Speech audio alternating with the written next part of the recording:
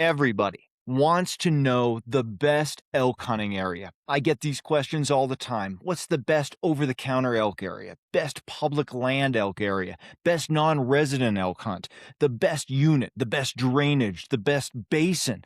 But most elk hunters are asking the wrong question because the best area on paper might be the worst area for you to actually hunt.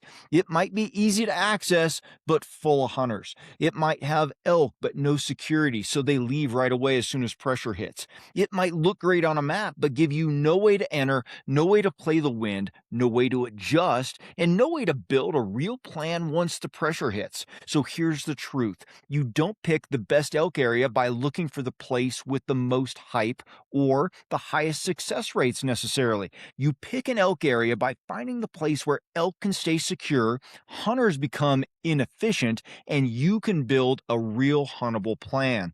If you're not familiar with who I am, I've been hunting and guiding Western big game for over 34 years. I've been a professional strength conditioning nutrition coach for more than 30 years, and I've spent many of my former years as an elite athlete, and all of that hunting and life experience has brought me to the point where I want to help you become a more successful and consistent elk hunter.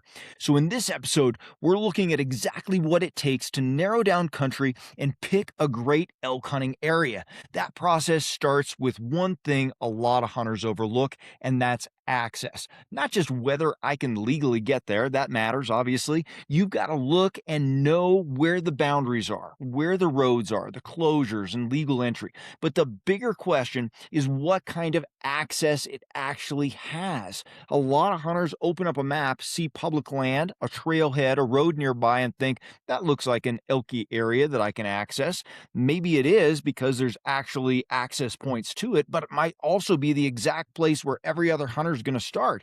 And that's why the backbone rule is simple. Rough access in terrain usually creates better elk hunting potential.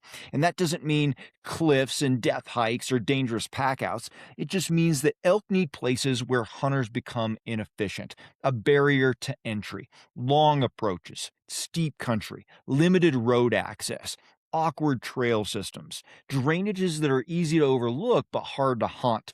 The question isn't just, can I get there? It's how many other hunters are going to go back there after day one. Access doesn't just show where hunters can go, it shows where most elk hunters are going to quit. So ask yourself, what is the price of admission here? Once access passes that first test, then I start looking at terrain and habitat. But I don't just start with feed like a lot of folks. I start with security. That's where a lot of elk hunters get this backwards. They find a meadow or a burn or a water hole or a pretty opening, and they just assume elk should be there. And maybe they are at some point, but during elk hunting season, especially on public land, elk just don't get to prioritize feed or comfort first. They've got to survive pressure. So the first terrain question is simple. Where can elk live without getting bothered all day? I'm looking for darker timber pockets, benches tucked into cover, shaded bedding, broken terrain, steep side hills, escape routes, saddles and drainages that let elk shift quietly without crossing obvious openings. Then I layer in feed and water on top of that. Feed matters, water matters, but if feed is wide open and easy to glass, easy to hike into, and surrounded by roads, it might be a lot more valuable to elk at night than in the daylight. So security tells you where elk can actually survive. Feed and water tell you why they'd stay. Once I know an elk area has security, feed, and water, the next question is whether I can actually hunt it. And this is where a lot of areas fall apart. A unit or even just a drainage, a micro part of that unit can look huge on a map, but only have a small amount of actual terrain you could hunt well. Maybe it's too vertical. Maybe it's too thick. Maybe it's too open. Maybe the wind is a mess. Maybe private land cuts it up. Maybe the elk have one obvious escape route and there's no way to approach it without blowing the whole thing apart. So don't just ask, do elk live here? Ask, how much of this country is actually huntable? Because huntable terrain means you can enter without wrecking the area. You can use wind and thermals. You can move without being seen every step. You can find a setup. You can glass or listen from useful places. You can adjust without starting completely over. And if you kill one, you can pack it out safely. Elk might use a spot.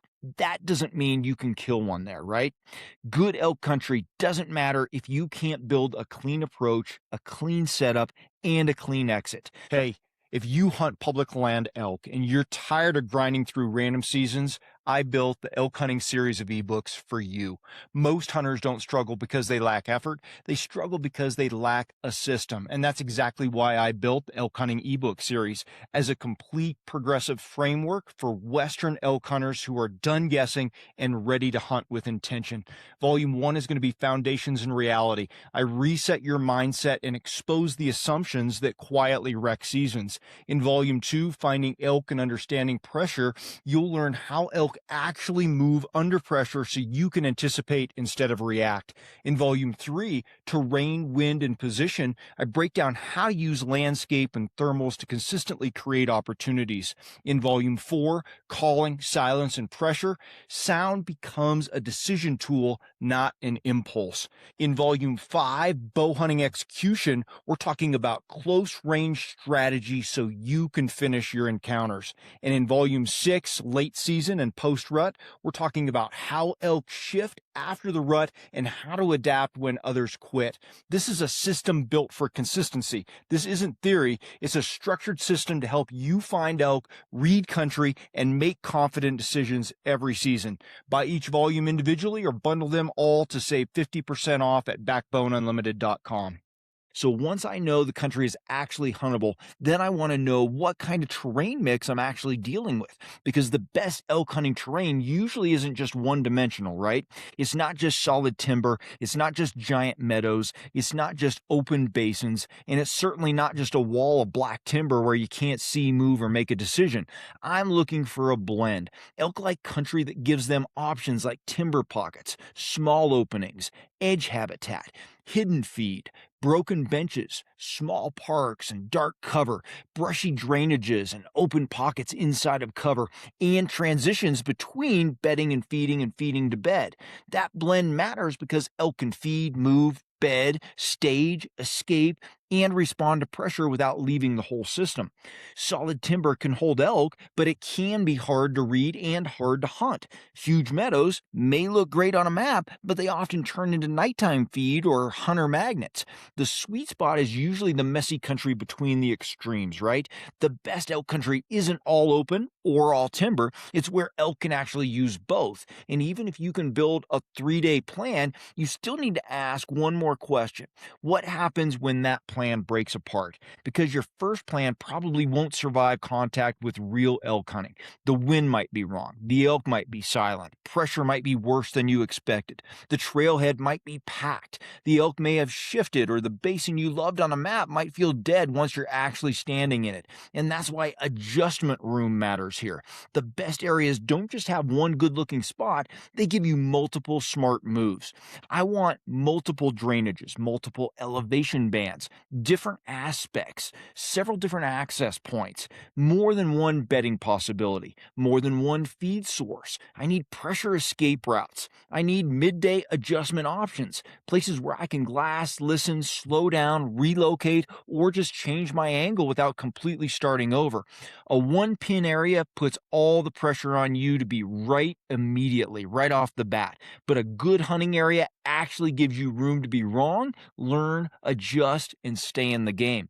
The best elk area isn't always the prettiest spot on the map, right? It's also the area that still gives you a move when plan A fails. So stop trying to pick an elk area by looking for a shortcut. Don't start with the best unit, the biggest bull somebody killed, the most famous OTC area, or just a pin on somebody else's map. Start with the backbone filters. Access first, then security, then feed and water, then huntable terrain, then terrain variety, then your 3-day plan, and finally, leaving room for adjustment. That's how you stop picking areas based on hope and you start picking areas based on huntability. The right elk area isn't just where elk live, it's where elk can stay secure, where you can actually hunt them without blowing the system apart. If this episode made you realize you need a better elk plan this season, don't just watch another video and hope it all comes together. Build your plan now. If you want to study the full system on your own, start with my elk hunting series of ebooks. If you want daily guidance, accountability, accountability and a place to ask questions as season gets closer, join Team Backbone. If you want my eyes on your actual hunt plan, your maps, access, terrain, pressure points, wind, thermals, and strategy, book an elk hunt plan audit with me and I'll help you tighten it up before season. If the missing piece is your body, your legs, your lungs, or your ability to handle mountain miles and a heavy pack, check out my Backbone Unlimited training plans. And if nutrition is where you need more structure, getting leaner, fueling longer days, or building a better in-season food plan, check out my nutrition plans. The hunters who are ready in September are the ones who start tightening their plan right now. Go to backboneunlimited.com, choose the path that fits where you are, and I'll help you get started. Thanks for being here. I appreciate each of you. I'll see you in the comments. Until next time, train harder, hunt smarter, and never settle.